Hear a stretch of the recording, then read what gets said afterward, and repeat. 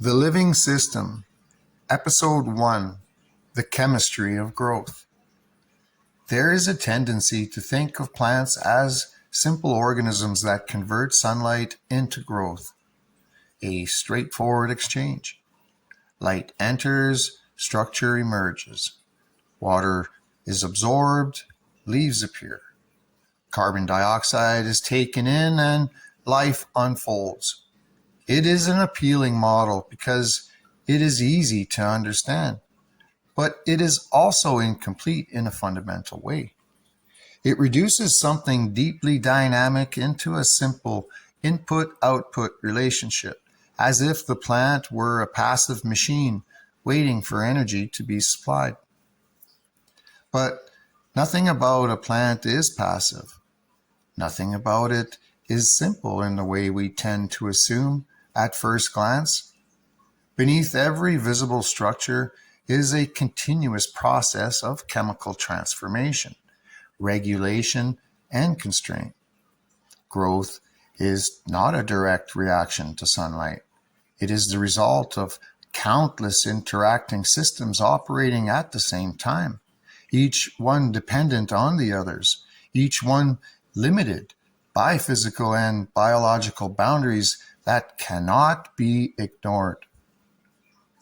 At the center of this system is one of the most important processes in all of biology: the conversion of atmospheric carbon dioxide into usable biological energy.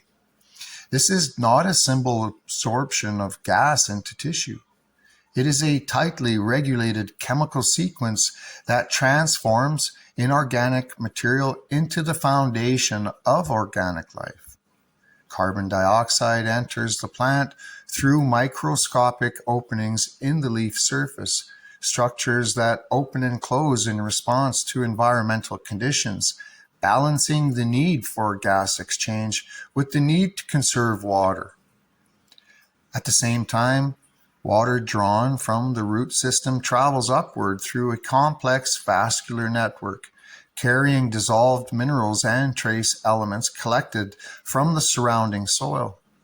These two streams, gas from above and liquid from below, meet inside specialized cellular structures where light energy is captured and used to drive a reaction that fundamentally reshapes their chemical form. What emerges from this process is not simply energy in a general sense, but structured, usable biological fuel in the form of sugars that can be transported, stored, and converted into physical growth. This is where the true foundation of plant development begins, not in visible structure, but in invisible chemistry.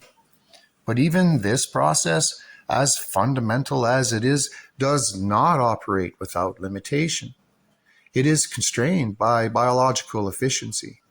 And at the center of that limitation is an enzyme that quietly governs much of plant productivity: rubisco.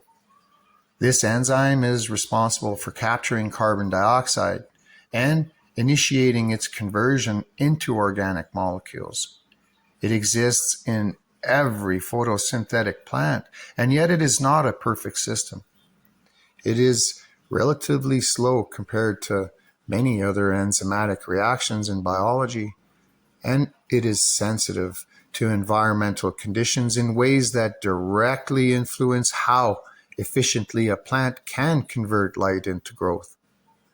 This means that plant development is not determined solely by the availability of light or water or carbon dioxide, but by how effectively the internal chemistry of the plant can process those inputs under real-world conditions. Efficiency becomes more important than abundance. A plant does not simply grow because resources are present. It grows because those resources can be successfully transformed into usable biological structures without bottlenecks or imbalance. And this efficiency is not fixed. It changes continuously in response to environmental conditions. Temperature influences enzyme activity, altering the speed at which chemical reactions can occur. Carbon dioxide concentration influences how much raw material is available for fixation. Light intensity determines how much energy is available to drive the reactions forward. Even oxygen levels within the plant can interfere with or compete against carbon fixation processes, subtly altering efficiency at the biochemical level. Nothing operates in isolation. Every variable influences every other variable. Once sugars are produced through this process, they do not remain stationary. They become part of a larger distribution system inside the plant, moving through vascular pathways to areas of demand. Growth regions compete for these resources. Leaves require energy to maintain function. Stems require energy to maintain structure. Roots require energy to expand and explore the soil environment. Reproductive structures require energy to develop and mature. All of these systems draw from the same internal pool, and none of them operate independently. This creates a constant internal negotiation.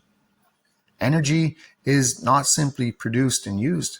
It is allocated, redistributed, and prioritized based on shifting conditions. At any given moment, the plant is balancing immediate survival with long-term development, adjusting internal flows based on both environmental signals and internal demand. There is no central point where these decisions are made, no singular control center directing every action. Instead, coordination emerges through distributed signaling systems. Chemical gradients, hormonal flows, and feedback loops between tissues all contribute to a constantly adjusting regulatory network.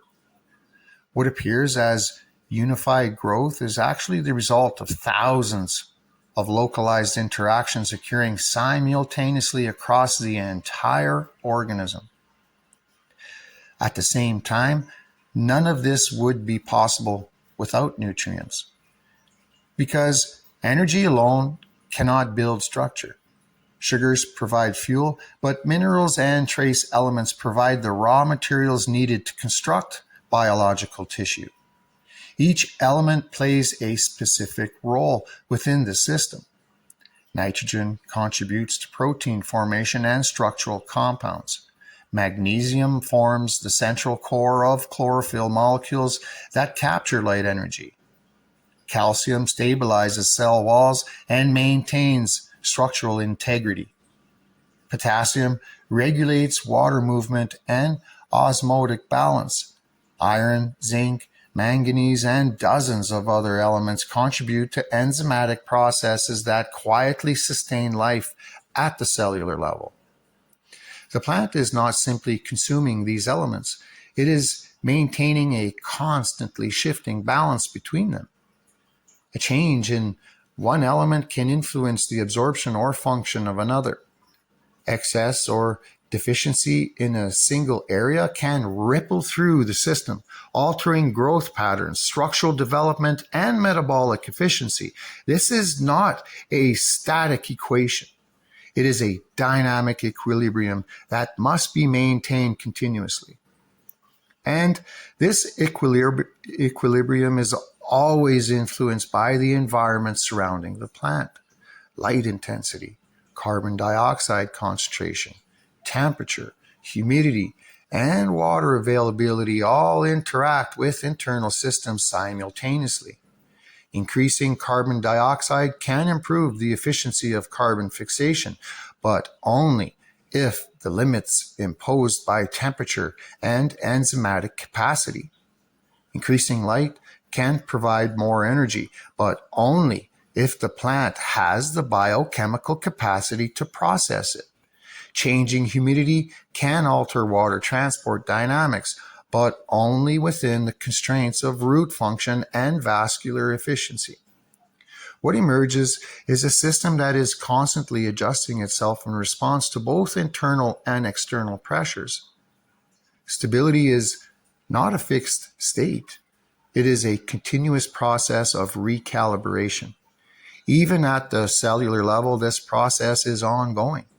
Energy is stored temporarily in molecules like ATP, which act as short-term carriers of chemical energy.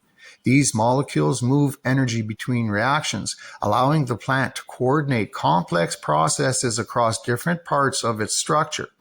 Without this constant energy transfer, no movement, no growth, and no repair would be possible. Every function depends on this invisible circulation of energy through biochemical pathways. And so, when viewed as a whole, what begins to emerge is not a simple organism responding to light, but a deeply integrated chemical system operating under constant constraint. Every moment of growth is the result of balance between production and consumption, between input and limitation, between opportunity and restriction. When all of these systems align, growth appears smooth, even effortless. When they do not, the plant slows, adapts, or redirects its internal priorities until balance is restored. This is the foundation of plant biology at its deepest level. Not movement towards growth, but continuous negotiation with the conditions that make growth possible. And once this becomes clear, a new question naturally begins to form. If growth is governed by chemical balance and environmental constraint, then what happens when that balance is disrupted? And more importantly, how does an organism with no central control system respond when one part of its chemistry begins to fail? That is where the next layer of the system begins.